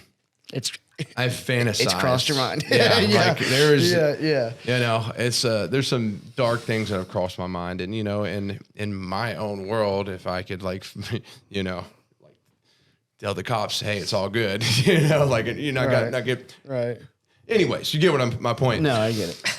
I would handle justice. If it was a different time and age. Yeah, it wouldn't be. maybe There wouldn't be fucking people, judges and shit handling it. Yeah. It'd be like, nah, we're gonna fucking handle this. Yeah. But what fucking good am I in jail? Correct. For them too. Correct. And that's just what I got to circle back around to. I mean, hey, if the apocalypse happens and shit starts hitting the fan, opportunities there. You're just chilling. You need somewhere to go. Yeah, and I'm like, oh, dude, like we can get away with anything right now. Let me knock this out. But no, at the end of the day, it's just like, Oh my Lord. I swore to protect her and our daughter, and that's what I got to keep doing. I can't do that fucking behind bars, And so, it's hard. It's a mental battle because you can just imagine, because you love them so deeply, and you just want to fucking seek justice yourself, So is he? He's not in jail? No, he is on. It's like a stricter probation for 8 years. A convicted felon, so he can't have a firearm. Can't do his real estate. He's living in Murfreesboro because I think he's serving his corrections in Rutherford, so he has to stay in Murfreesboro for I think the next 8 years. Yeah, because we It sounds light. But anyways. Well, the reason being is because the court that's what you were situation. Yeah, because she was pregnant and she had a. Yeah. I was pregnant, and it was during the trial, or like about to go schedule a court date for trial, and I was like, look, I got something else more important that I have to worry about. I'm not going to lose this baby or go into labor early. She was pretty sick and stuff already. Yeah. She already had the high blood pressure. Because of him. I was like, it's not worth it. I said, so we're just gonna settle with. Gotcha. We're gonna settle on something. Yeah. Gotcha. And at the end of the day, like also a mature decision. Same way as what you were saying. Mature decision. I mean, yeah, she had a hard pregnancy, man, and like there was that risk. So, at the end of the day, like the hand that's been dealt has been dealt, but like there's other things that are going to play a part on their own, naturally, because that's just the world and the universe. Just things happen. So, that it is what it is. It still is like with these situations. A lot of times that is not even done. That's not done. He's not a convicted felon. So like again, like you were saying, I'm glad that at least. Yeah. Well, I even had people send me pictures of the day like court was over, and it was like, I was like, why are you sending me screenshots of this person? Like, I don't care. And he was out of town. I had a whole meltdown, but it was like freedom. And I'm like, dude, you're a felon. Oh, he did? Yeah, and you're not free. Like, your curfew is 8 p.m. right now. Like, you're not free. Like, what are you talking about? And I'm like, who the fuck are these people sending you pictures? Like, I just want to smack them for just doing that stupid shit. Yeah, no. Like, why is that? I don't know. But anyway, it just clicked in my head that you were saying he lived in Murfreesboro. I was like, so I just wanted to ask about that. But yeah, anything else you guys want to? I just want to give you. Oh, there. I love you. I'm proud of you. I love you. Oh, so is that it? You guys should both, pretty much. You guys should be very proud. Subscribe and etc. We'll see you guys next time. Hey, I got a little too excited. You're good, dude. That's good. We only got like a minute anyway. Thanks, everyone. Boom. See you next time. Hey, babe. Thank you for being here. Thank you for sharing your story. Yeah. I know it's going to have impact. It was powerful. It's harder for at this point for me to listen to than you relive because you've worked so much on it. But thank you so much. Of course. Yes, you're the best. All right, y'all take care.